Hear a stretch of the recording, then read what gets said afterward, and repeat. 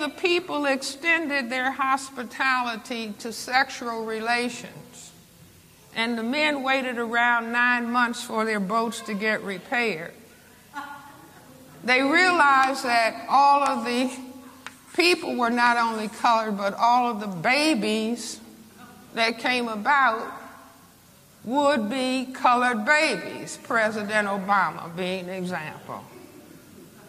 So I maintain they didn't have to have a big conference hall, big church, but they realized if everybody is colored and everybody is genetically dominant, unless we control all of these people, these men might get in boats.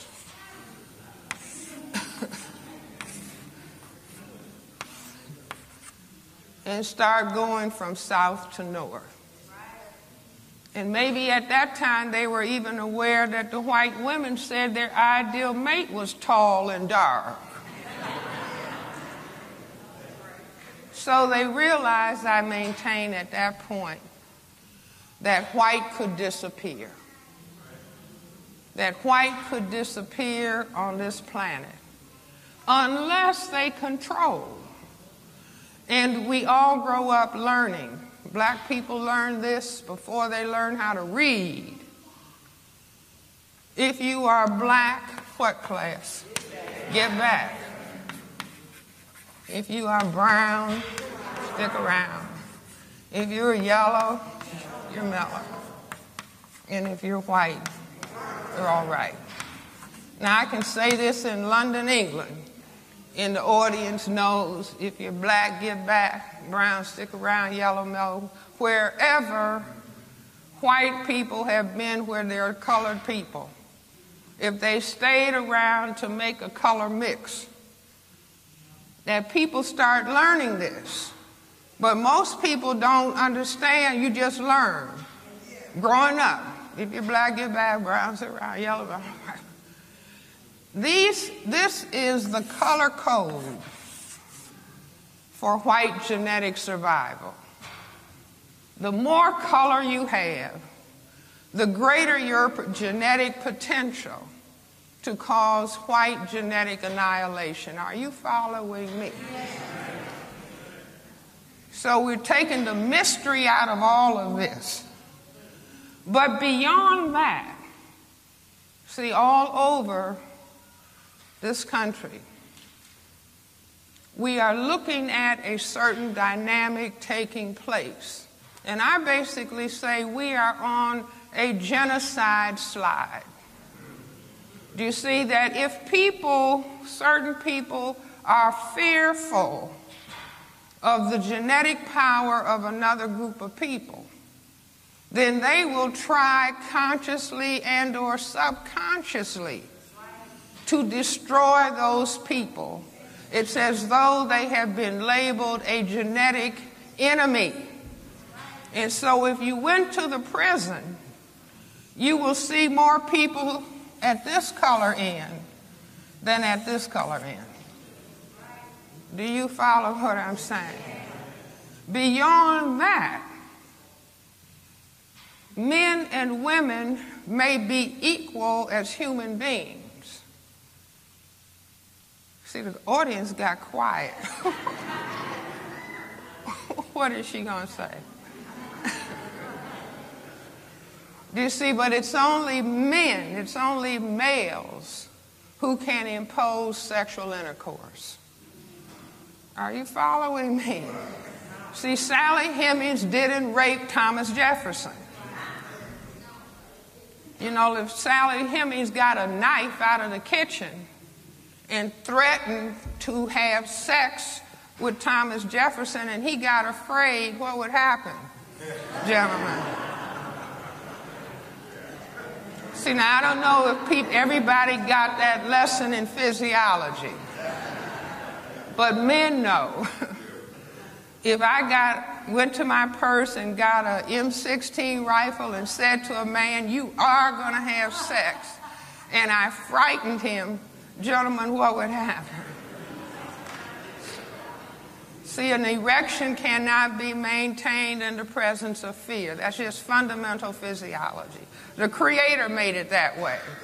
So a man wouldn't be, distracted by pleasure when he needed to run because of fear.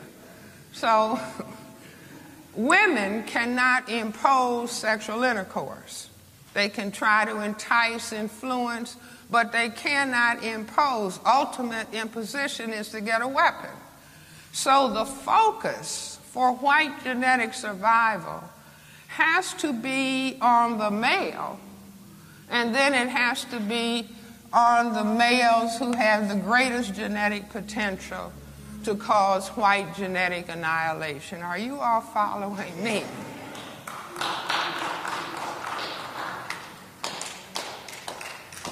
So Neely Fuller has told us that we're dealing with a system, and the system, to maintain the power equation of white power over a relative non-white powerlessness. Now, he doesn't say for the purpose of genetic survival. That's Frances Welsing's contribution. Okay, but I say this power equation is the white genetic survival power equation necessity. And the system functions in economics, education, entertainment, labor, law, politics, religion, sex, and war. Now, we are in a temple called the Shrine of the Black Madonna. Now, we can go back in history, and the paleontologists and anthropologists are telling us that black people were the parents, the first people. I'm not talking about some higher primate. I'm talking about human beings. Black people are the first people. Black people are the mothers and fathers of everybody on this planet. The first people to know about God. The first people to be mathematicians, architects, scientists, philosophers, to know about astronomy. But when the people who classify themselves as white started taking over, they knew of the critical importance in the area of religion of telling people, the whole world of colored people, that God was white. Now that was, I say, a critically important step, and sometimes I give the people who run white supremacy some grades. They can get A+. Because that was a very strategic move. Do you see, to say, well, wait a minute, it's more of them than us. So first, if we conquer them, then we can brainwash them and have them think that they are the image of God, and having the people of color praying to white day and night to love them and to save them. And, oh God, why did you make me black?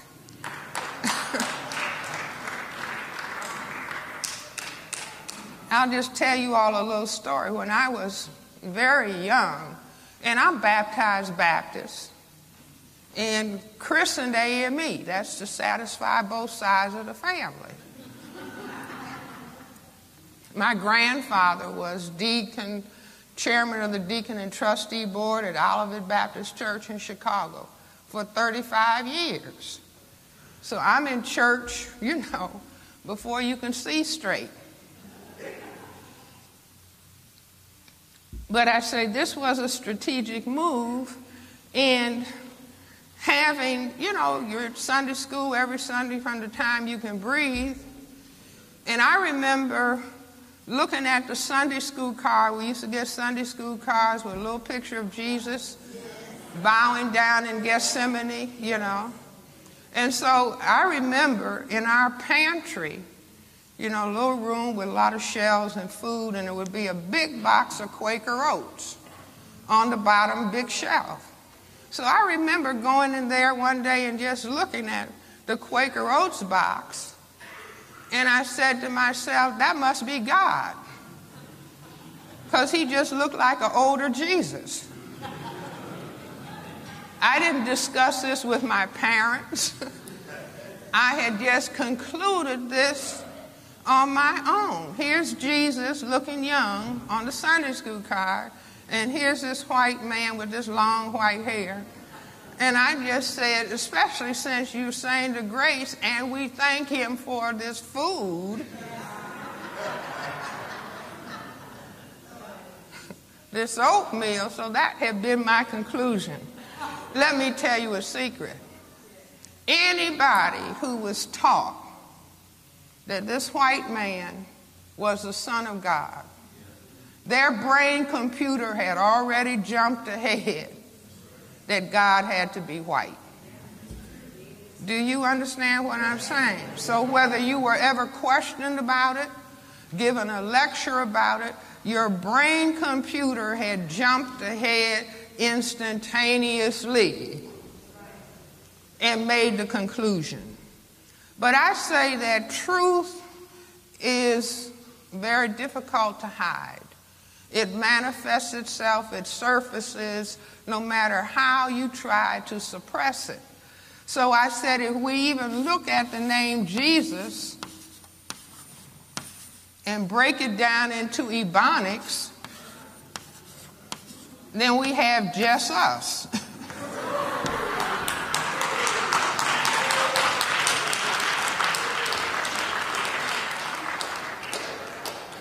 So while we're waiting for somebody else,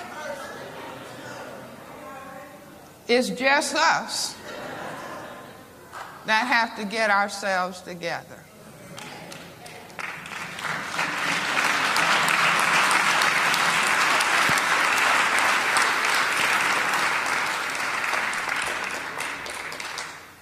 You see, but I say, if you begin to understand what I'm saying about what racism as white supremacy is, not racism and white supremacy. Neely Fuller informs us racism is white supremacy, and white supremacy is racism. And what I'm saying is that we have fought as black people dealing with this problem generation after generation after generation after generation, that it was just a question of, well, white people have to be taught to love. I remember standing in my home being a little girl, just the height of the table. My parents were reading the Chicago Defender, my grandmother was there, and they were kind of whispering about a black man having been lynched. You know, they would talk softly, and then if you were a child, you knew to listen carefully. So I said to my grandmother, well, Granny, why would they do it? And my grandmother said, well, some people just have to act ugly. But beginning to understand what racism is in terms of the demographics and the genetics on the planet, that this is what people who classify themselves as white felt they had to do for their survival. And it is not logical to expect people who designed a system consciously and or subconsciously for their survival to undo that system. Do you understand?